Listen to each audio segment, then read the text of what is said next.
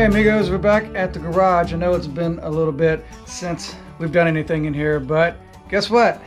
I've got some parts that came in for the Ironhead project. What I'm going to do today, I'm going to go ahead and get my transmission back together, get it put back into the transmission case, get my primary stuff all put back together. All of that just so that I can put the chain on the motorcycle, the exterior chain that'll run from here to the back wheel. You guys saw that. And the reason why I want to get that chain on there is because really to see if I can use this oil tank or not.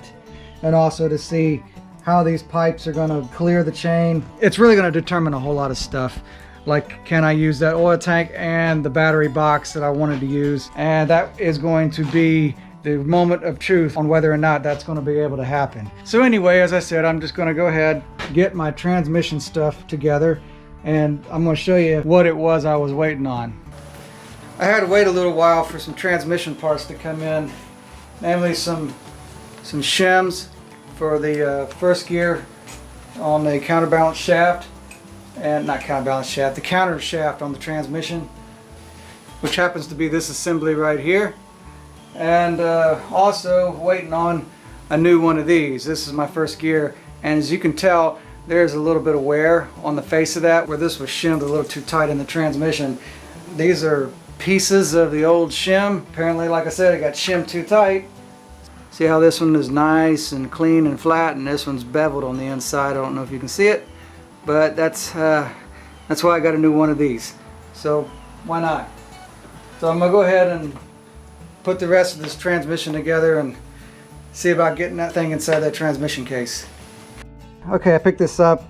Shaft came out, gears came off the shaft, so I guess you guys get to see how this thing goes together. There's this gear right here, there's this little shim right here, and this little shim goes on the shaft like that. This gear here goes up in here like that. This spacer goes up on here like that, and this goes like this. And then there's this gear that I forgot to put on the shaft. So let's do that again. This goes up in here like this.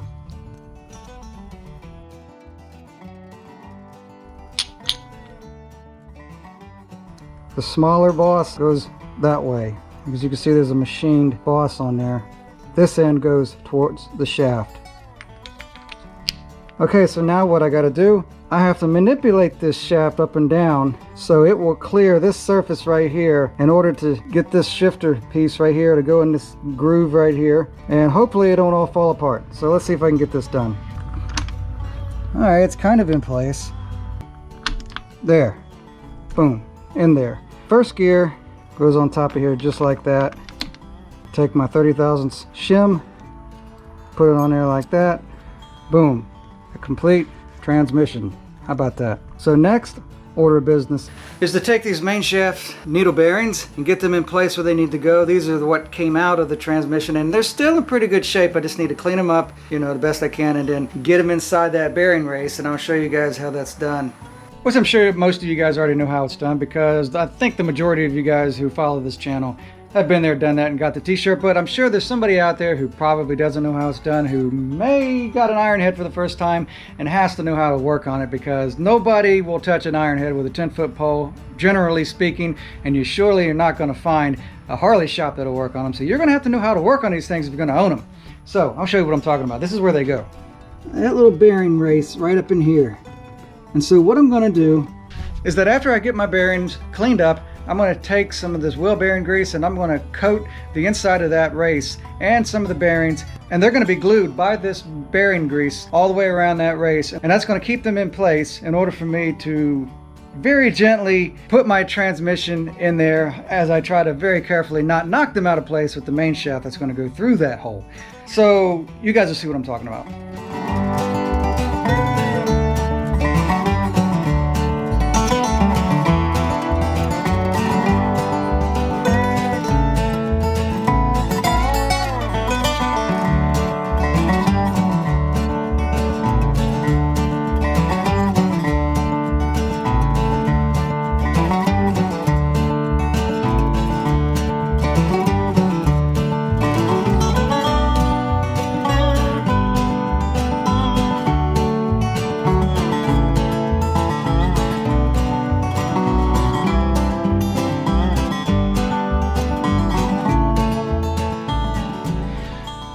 wasn't too bad for not having done that for almost 20 years. So it wasn't as bad as I remembered it. So not bad for getting it on the first try. So as you can see, that grease is what holds those bearings in place. And the trick is to get this transmission in there, and this is the part that runs on those bearings, to get that in there without knocking those roller bearings out of place. And also, check it out, there's also the shifter paw. Got to make sure it's in the right position while I maneuver that transmission in there. So what I'm going to do is I may just employ the services of my missus to get her to hold the shaft on the other side so that it does not move out of place. So let's go see if she'll give us a hand. Hey, imagine that. There she is. And she's here to help me like I thought she might give me a hand. So come here, let me show you what I want you to do. Okay, right there's the shifter shaft. I just want to put this lever on that shaft right there. And if you can just hold it in position, because what I want to do is I want to put the transmission in there without knocking the shifter paw out of place, and this is the only way to hold it in place. Can we do that? Yeah. Okay, cool. Okay, the missus is holding the shifter paw in place, and let's see if I can get this thing in on the first try without knocking the bearings out of the place, shall we? Let's give it a go.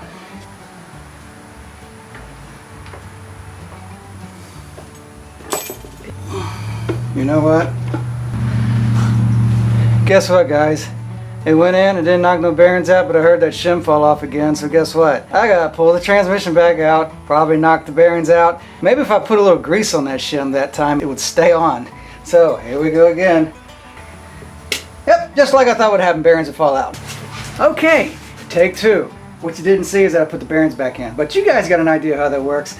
And this time, that little shim's not falling off because I put some grease behind it, and it ought to stay this time. But let's see if I get lucky the second time on the bearings.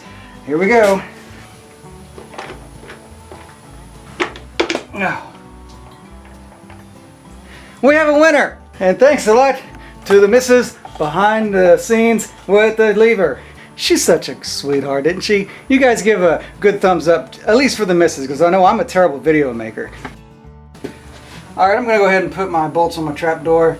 I know there's a torque spec on these bolts, but I'm not really going to look them up. As long as you don't have like a death grip of a gorilla and a little bit of common sense, you should be fine. As long as you also use a little bit of blue Loctite, it should be alright.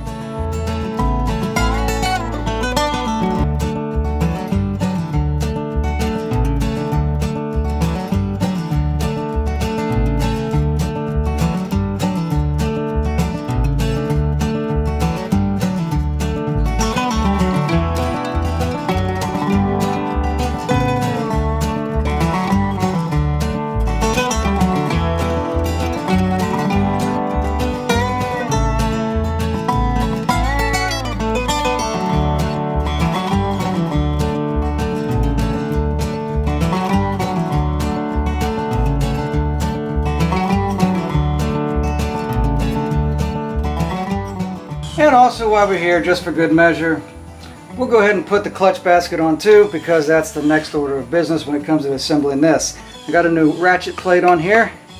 Teeth look a whole lot better than the old ratchet plate, which was in a heck of a lot worse shape.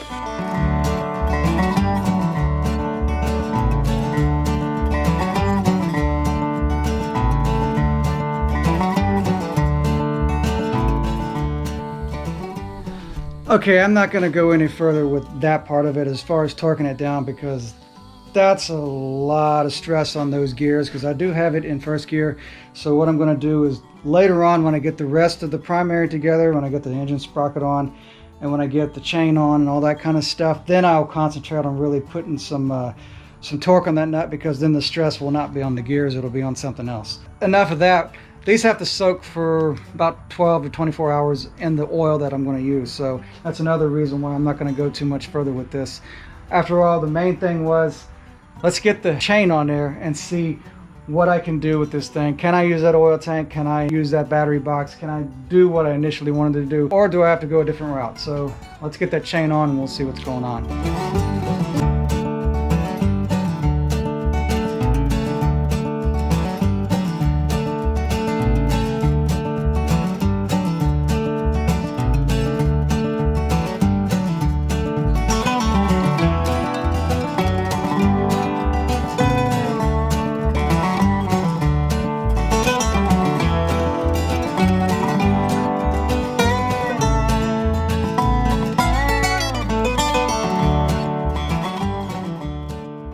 Okay, why am I not surprised?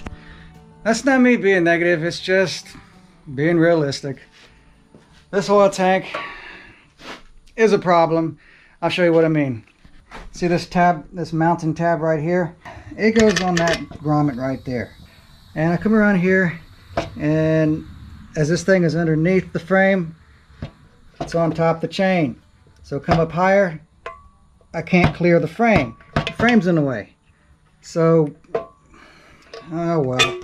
I was kind of expecting it to work out like that. So anyway, I know some of you think this oil tank is ugly anyway, so okay, I guess you get your way.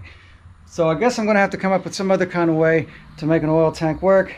And another kind of way, I'm kind of relieved because I'm not that creative with fabrication, cutting holes and making dents, and I really don't want to try it on something that's a piece of antiquity like this, okay?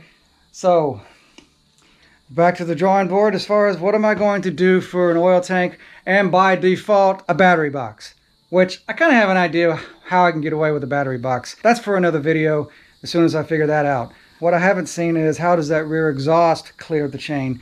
So let's see how that looks, and I'll get right back with you. And if I do say so myself, it looks pretty good. It is definitely clearing the chain, so I'm not too worried about that. I'm gonna have to definitely come up with a new oil tank idea, battery box idea, and who knows what else is coming up after that. But anyway, that's another episode of this saga down right here. And so if you're new to this channel and you want to see more content about this motorcycle right here, feel free to hit that subscribe button. And you guys keep the rubber side down and you be good to yourselves. And thanks a lot.